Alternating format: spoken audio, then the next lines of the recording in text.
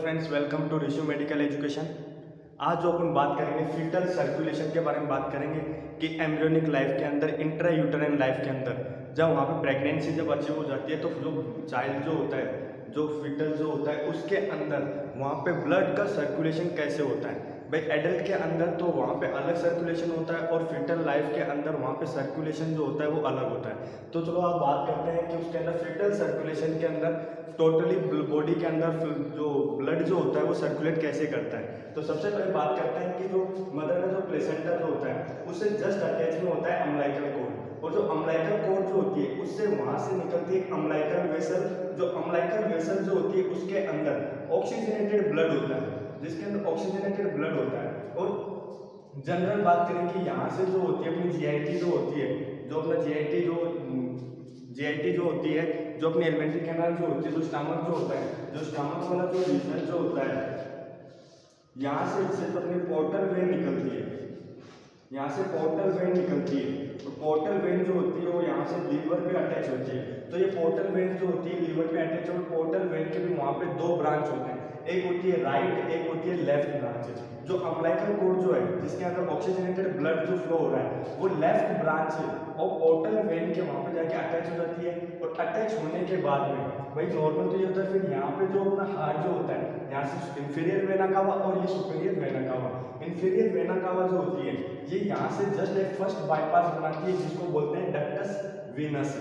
जो ductus venosus जो होती है ये फर्स्ट बाईपास होती है, जहाँ से जो होती है अम्बिलिकल वेन वेसल जो होती है, जो अम्बिलिकल वेसल जो होती है यहाँ से जस्ट फर्स्ट बाईपास बनाती है। कौन सा होता है वो डक्टस विनोसस है। अब यहाँ से ऑक्सीजनेटेड जो ब्लड जो होता है वो कहाँ पे जाता है, इंफीरियर वेना कावा के थ्रू यहाँ पे राइट एट्रियम, और राइट एट्रियम से यहाँ से राइट वेंट्रिकल। अब अपने को पता है राइट वेंट्रिकल जो होता है तो यहाँ से पल्मोनरी आर्टरी निकलती है, पल्मोनरी आर्टरी जो जाती है आगे जाके पल्मोनरी ट्रंक के अंदर कन्वर्ट हो जाती है, वो जाके अपने लंग्स के पास जाती है। अब जो फीटल लाइफ के अंदर वो क्या होता है कि जो लंग्स जो होते हैं वो इमेच्योर होते हैं, वो वहाँ पे फंक्शन नहीं करते, वो नॉन फंक्शनल होते हैं। जो एम्ब्रियोनिक लाइफ जो होती है, इंट्रा यूटेराइन जो लाइफ होती है उसके अंदर जो लंग्स जो होते हैं वो नॉन फंक्शनल होते हैं, कोई काम नहीं करते हैं, जिसकी वजह से वहाँ पे क्या होता है सेकेंड बाईपास बन जाता है। यहाँ से जो ऑक्सीजनेटेड जो ब्लड जाता है यहाँ पर लंग्स के पास, अब यहाँ से जो होता है सेकेंड बाईपास बन जाता है।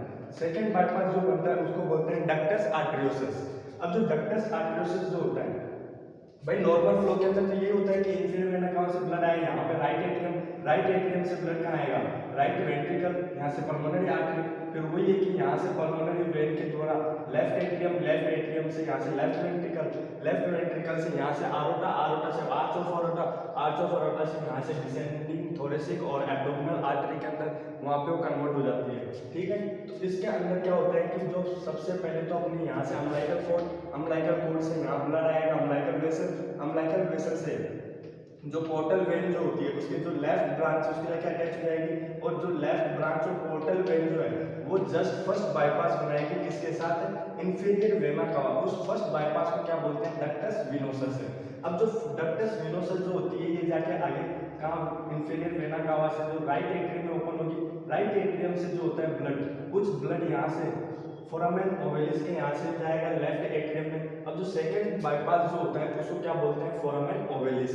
ठीक है, अब कुछ ब्लड जो होती है वो आगे जाके पल्मोनरी ट्रंक के अंदर जाएगी, पर embryonic life, intra uterine life के अंदर वहाँ पे जो लंग्स जो होते हैं वो इमेच्योर होने की वजह से, नॉन फंक्शनल होने की वजह से वहाँ पे सेकंड बाईपास बन जाता है, और सेकंड बाईपास जो बनता है उसको क्या बोलते हैं, डक्टस आर्टरियोसस।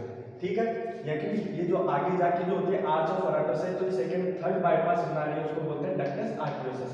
और ये आगे जाके वहाँ पे कन्वर्ट हो जाती है किसके अंदर, डिसेंडिंग आरोटा, थोरेसिक आरोटा और फिर एब्डोमिनल आरोटा। एब्डोमिनल आरोटा जो होता है उसके आगे वहाँ पे कॉमन इलियक आर्टरी के अंदर कन्वर्ट हो जाता है, और जो कॉमन इलियक आर्टरी जो होती है ये फिर फर्दर वहाँ पे दो ब्रांच के अंदर कन्वर्ट हो जाती है, एक होती है वहाँ पे एक्सटर्नल, एक होती है इंटरनल, जो जाके वहाँ पे अम्बिलिकल आर्टरीज के अंदर कन्वर्ट होकर और ये जस्ट अटैच हो जाती है किसके थ्रू, अम्बिलिकल कॉर्ड। जो अम्बिलिकल आर्टरी जो होती है इसके अंदर डीऑक्सीजनेटेड ब्लड फ्लो होता है, और जो अम्बिलिकल वेसल जो होती है इसके अंदर ऑक्सीजनेटेड ब्लड फ्लो होती है। ठीक है, तो सबसे पहले हमने बात की फीटल सर्कुलेशन, जिसके अंदर सबसे पहले प्लेसेंटा से ब्लड कहाँ पे आया, अम्बिलिकल कॉर्ड से फिर ब्लड कहाँ आया, जो पोर्टल वेन जो उसके लेफ्ट ब्रांच के, फिर वहाँ से जाके इंफीरियर वेना कावा से अटैच हुई। इंफीरियर वेना कावा जो होती है वो राइट एट्रियम में अटैच होगी। राइट एट्रियम से ब्लड आएगा राइट वेंट्रिकल के अंदर और राइट वेंट्रिकल से ब्लड जाएगा पल्मोनरी आर्टरी के अंदर और पल्मोनरी आर्टरी से जो ब्लड जो होता है वो आएगा कहाँ पे, डक्टस आर्टरियोसस। और डक्टस आर्टरियोसस से ब्लड कहाँ पे आएगा,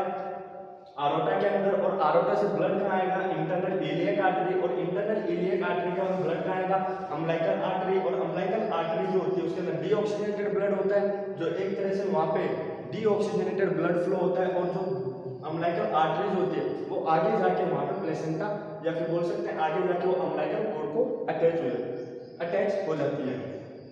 बात करें कि इसके अंदर मेनली वहाँ पे दो अम्बिलिकल आर्टरी होती है और वहाँ पे एक अम्बिलिकल वेसल होती है। एक तरह से अपन ने फीटल सर्कुलेशन देखा जिसके अंदर ब्लड जो होता है प्लेसेंटा से लेके अम्बिलिकल आर्टरी के अंदर ऑक्सीजनेटेड और डीऑक्सीजनेटेड ब्लड कैसे फ्लो होता है। Okay, thank you.